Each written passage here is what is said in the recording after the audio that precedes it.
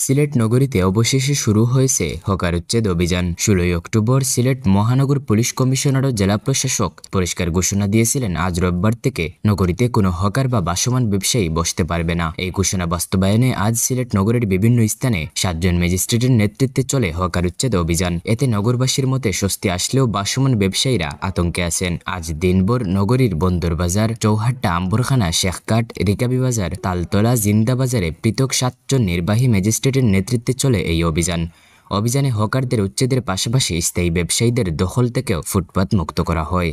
এদিকে অভিযান চলাকালে বন্দরবাজার, জিন্দাবাজার, চৌহাট্টা, আম্বরখানা, তালতলা, লামাবাজার, রিকাবি বাজার এলাকার গুরুত্বপূর্ণ বিভিন্ন সড়কের পাশে মার্কেটের দোকানদাররা তাদের পণ্যের পসরা একেবারে ফুটপাত ছাড়িয়ে অনেক সময় রাজপথেও নিয়ে আসেন। এ সকল ব্যবসায়ীদের বিরুদ্ধেও চলে কঠোর অভিযান। তাদের পণ্য সামগ্রী নিজের দোকানের ভিতর নিতে বাধ্য করা হয়। কোনো অবস্থাতে রাজপথ বা ফুটপাতে কোনো পণ্যের পসরা রাখা যাবে না বলে স্পষ্ট জানিয়ে দিয়েছেন ম্যাজিস্ট্রেট সহ প্রশাসনের কর্মকর্তারা। এমনকি বন্দরবাজার এলাকায় অনেক দোকানের সাইনবোর্ড ইত্যাদি সরিয়ে নিতে বাধ্য করা হয়। প্রশাসনের এমন কঠোর অভিযানের বিষয়টি জেনে বা দেখে নগরবাসী স্বস্তির নিঃশ্বাস ফেলেছেন। তবে দখলদার ব্যবসায়ীরা নানাভাবে ক্ষোভ প্রকাশ করেছেন, আর হকাররা এখন আতঙ্কিত।